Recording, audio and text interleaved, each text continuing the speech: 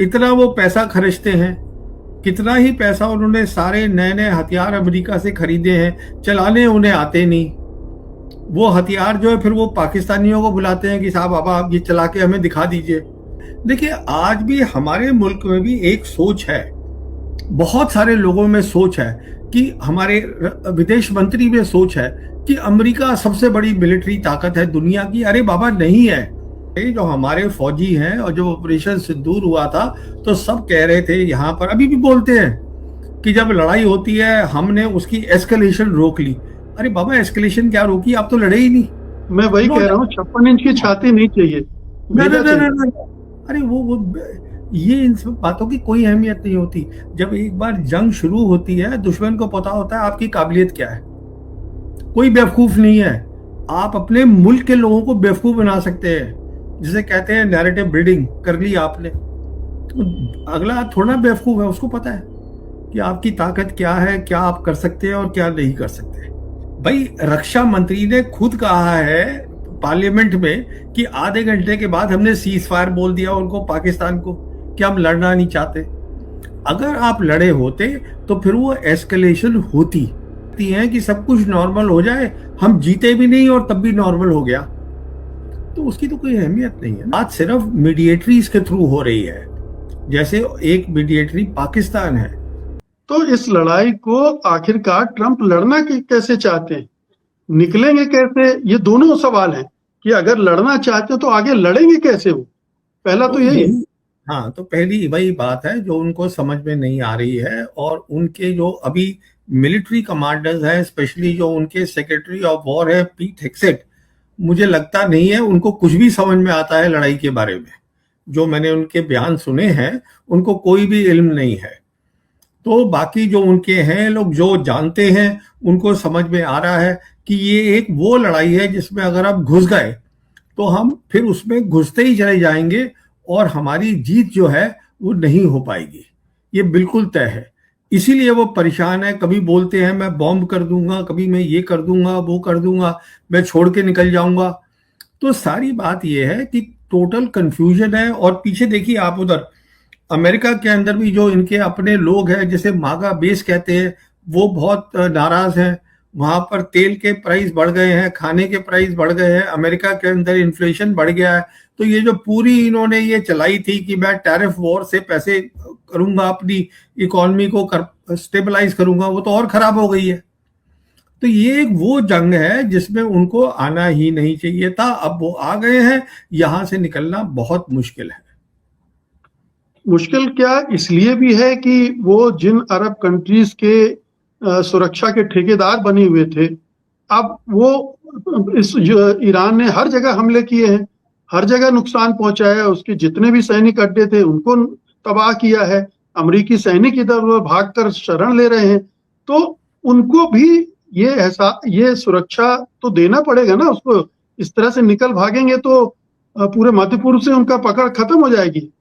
तो वही मैं आपसे कह रहा था, ये जो पूरी डील थी ये 1974 में हुई थी अमेरिका और सऊदी अरेबिया के साथ, और फिर सऊदी के बाद ये जीसीसी कंट्रीज से हुई और ओपेक कंट्रीज से हुई।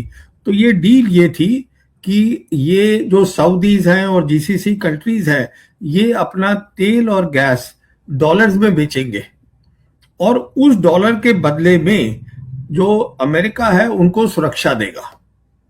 ये इनका तय हुआ था अरेंजमेंट। अब सवाल ये है कि अगर स्ट्रेट ऑफ हॉर्मुज ईरान के पास है और ये निकल लेते हैं, तो वहां से दिक्कत क्या होगी कि अगर उनको पेट्रो युआन में ट्रेड करना है, पेट्रो डॉलर की जगह, तो फिर वो सोचेंगे कि हमें ये बेसिस चाहिए क्यों है।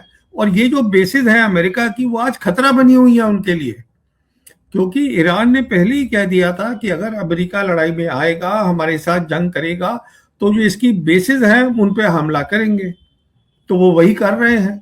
तो ये तो इनके गले का फंदा बन चुकी है जीसीसी के अमेरिकी जितनी भी बेसेस हैं, और हम उसको देख रहे हैं। जैसे मैंने आपसे बताया, उनको पूरा दिख रहा है कौन सी चीज कहाँ है, और जो उनकी ड्रोन्स हैं, मिसाइल्स हैं, वो एक्यूरेट हैं। तो वो तो पूरा वॉर थिएटर है, उसके ऊपर उनकी पकड़ बहुत ज्यादा मजबूत है ईरान की। ये है स्थिति आज। तो एक बहुत अलग स्थिति है जो दुनिया ने कभी नहीं देखी पहले। लेकिन जीसीसी कंट्रीज तो कहा जा रहा है कि अमेरिका पर दबाव डाल रही हैं कि आप ईरान को कायदे से निपटा के जाओ, ऐसे छोड़ के मत जाओ। देखिए, उनके दबाव डालने ना डालने से कुछ नहीं होता। उनके पास ना तो ताकत है और ये जीसीसी कंट्रीज में ना दिमाग है।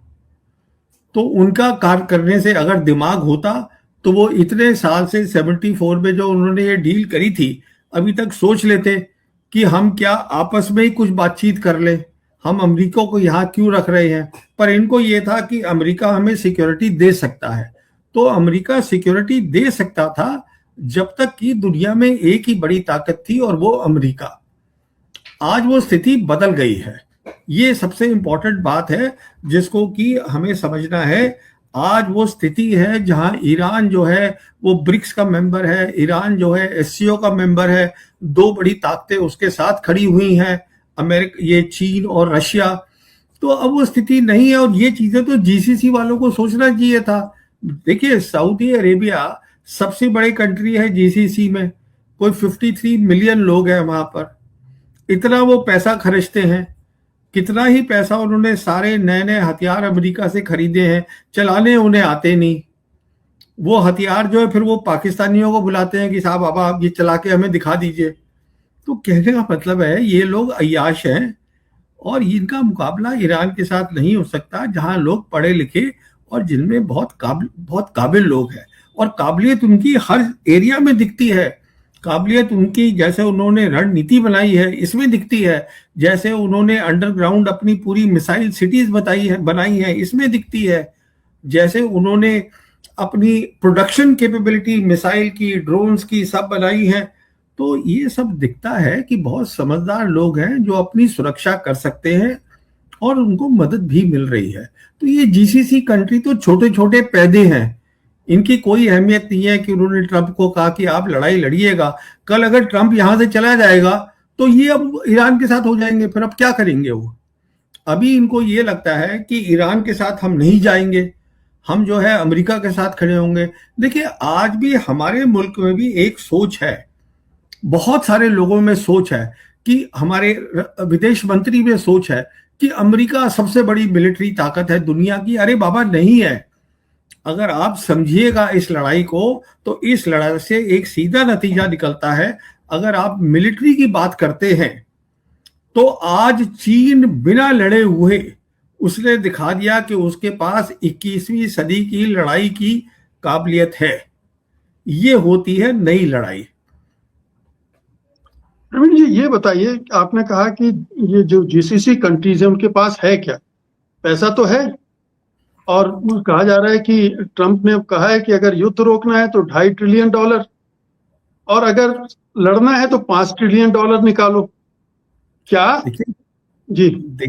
उनके पास पैसा है, पर अगर ये जंग थोड़ी और चलेगी तो होगा क्या कि जितनी भी ये प्रोडक्शन कैपेबिलिटीज हैं, जहां प्रोडक्शन होती है ऑयल की, गैस की, रिफाइनरीज हैं, इन पे अगर हमले हुए, एनर्जी पे हमला हुआ, जो ये इलेक्ट्रिसिटी है इनकी ग्रिड्स उड़ा दी गई, तो फिर तो नुकसान इनका भी होगा और पूरे दुनिया का सालों साल तक नुकसान रहेगा।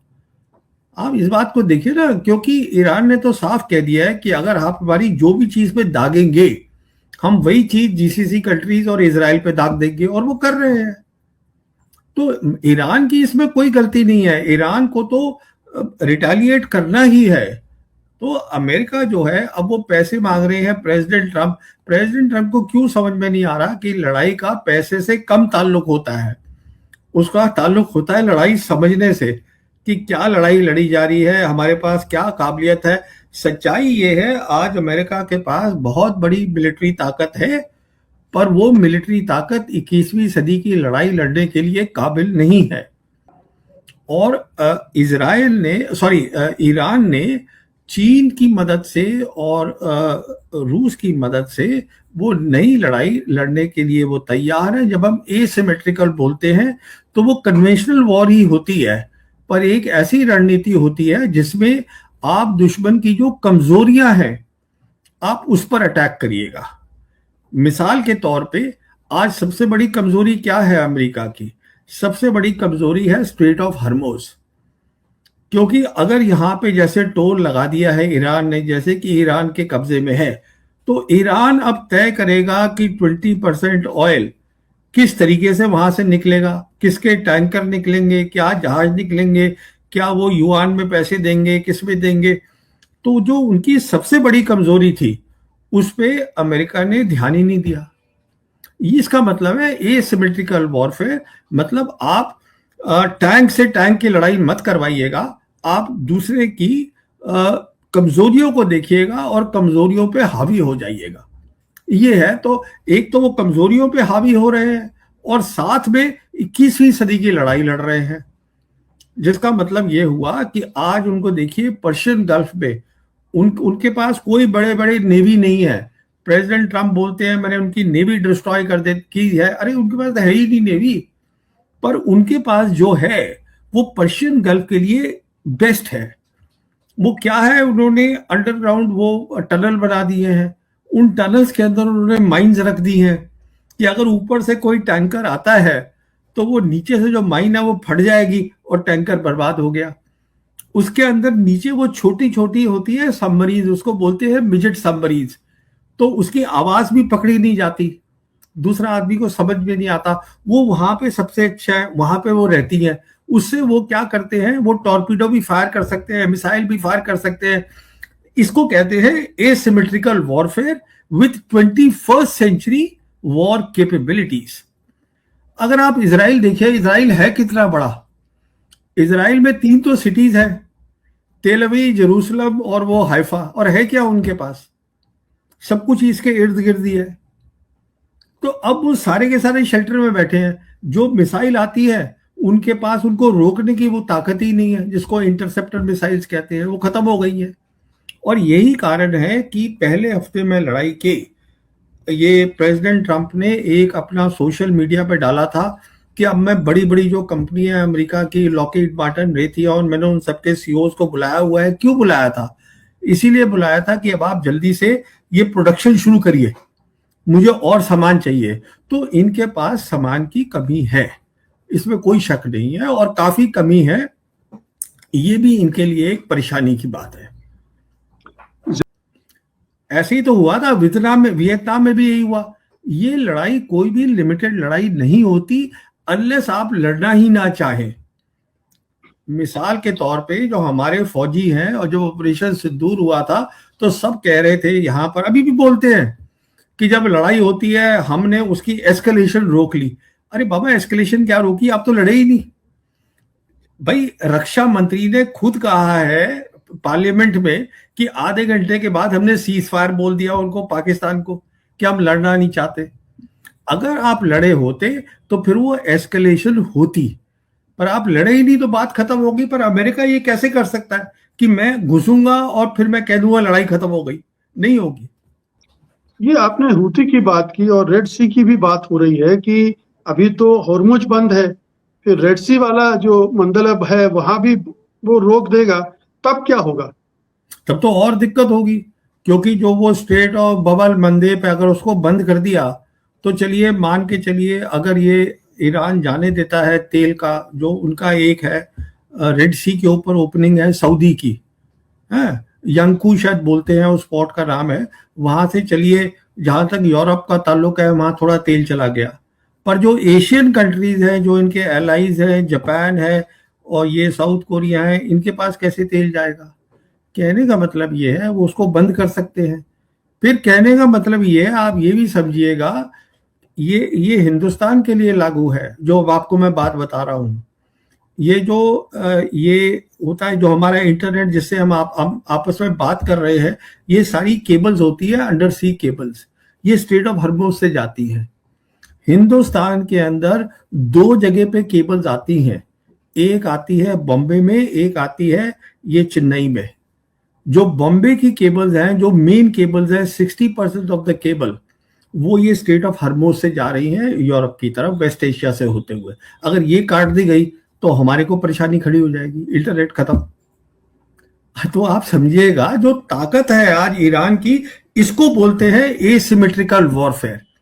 आप अगले दुश्मन की कमजोरियों को ढूंढिए और उस पर वार करिए। ये नहीं है लड़ाई की आप उसके 10 टैंक है, आप उस टैंक में आप भी अपने टैंक लेके भिड़ गए। तो इसको बोलते हैं कन्वेंशनल एसिमेट्रिकल वॉरफेयर, जिसके बारे में इंसान तभी सोच सकता है अगर उसमें अकल हो। ये भी तो एक जरूरी बात है ना। उस कौम में एक काबिलियत होनी चाहिए, एक अकल होनी चाहिए, जो इन लोगों में है, ईरानियों में। तो ये है, अकड़ नहीं, अकल होनी चाहिए। अकल अकल अकल नहीं, अकल, सॉरी, वही हाँ, मैं कह रहा हूँ, दे शुड बी इंटेलिजेंट। मैं वही नो, कह रहा हूँ, 56 इंच की छाती नहीं चाहिए, ना ना भेजा ना चाहिए। ना ना। अरे वो ये इन सब बातों की कोई अहमियत नहीं होती। जब एक बार जंग शुरू होती है, दुश्मन को पता होता है आपकी काबिलियत क्या है। कोई बेवकूफ नहीं है। आप अपने मुल्क के लोगों को बेवकूफ बना सकते हैं, जिसे कहते हैं नैरेटिव बिल्डिंग कर ली आपने। अगला थोड़ा बेवकूफ है, उसको पता है कि आपकी ताकत क्या है, क्या आप कर सकते हैं और क्या नहीं कर सकते। ये बताइए कि जो बातचीत चल रही है, की जा रही है, करने की बात की जा रही है, इसमें कोई गंभीरता आपको कहीं दिखती है? इस तरफ से तो बार बार कहा जा रहा है कि बातचीत हो रही, इनसे बात हो रही, उससे बात हो रही, उधर से खारिज किया जा रहा है कि कोई बात ही नहीं हो रही हमसे। ये क्या खेल चल रहा है? देखिए, खेल ये बहुत सीधा सा है। ईरान जो है उसने अपने 5 पॉइंट दिए हैं और वो उस पर अटल है। और ईरान सीरियस कंट्री है, वो चाहता है कि उस पर बातचीत हो 5 पॉइंट पे और फैसला हो, लड़ाई बंद हो। प्रॉब्लम आ रही है प्रेसिडेंट ट्रंप की, जो एक दिन कहते हैं मैं लड़ाई जीत गया हूं, दूसरे दिन कहते हैं मेरी नई रजीब से बात हो रही है, अब मेरी इससे बात हो रही है। सवाल ये है कि दोनों की बात ही नहीं हो रही है, बात सिर्फ मीडिएटरीज के थ्रू हो रही है। जैसे एक मीडिएटरी पाकिस्तान है, पाकिस्तान के थ्रू जो है वो बातचीत हो रही थी, पर इंप्रेशन ये दिया प्रेसिडेंट ट्रंप ने शुरू शुरू में कि हमारी डायरेक्ट बात हो रही है ईरान से। ईरान ने कहा हमारी तो कोई बात ही नहीं हो रही है। तो ये सारी प्रॉब्लम प्रेसिडेंट ट्रंप में आ रही है कि जो क्रेडिबिलिटी है अमेरिकन के प्रेसिडेंट की, वो इस समय जीरो है। ये सारी दिक्कत है। लेकिन जो 5 शर्तें रखी हैं ईरान ने, उनमें से एक भी शर्त अगर अमेरिका को माननी पड़े तो ये उसकी हार दिखाने के लिए, साबित करने के लिए काफी होगी। देखिए, वो 5 शर्तें जो हैं वो शर्तें हैं जिससे कि अमेरिका बाहर जाएगा, और ये जो है इजराइल जो है इसको आराम से रखा जाएगा। ये इसको अब अमेरिका कर ले उसको ठीक। उनकी शर्तें मेरे ख्याल में तो सारी जायज हैं। मुझे तो उनसे कोई परेशानी नहीं है कि अब मैं बहुत ऑब्जेक्टिवली देखता हूं ईरान की शर्तों को, उसमें भी मुझे उनकी समझ दिखती है। यहां भी एसिमेट्री देखिए, कितनी समझ से उन्होंने 5 शर्तें बनाई हैं। जो आप उनकी 15 शर्त देखिए, वो ऐसी लगती हैं कि सब कुछ नॉर्मल हो जाए, हम जीते भी नहीं और तब भी नॉर्मल हो गया।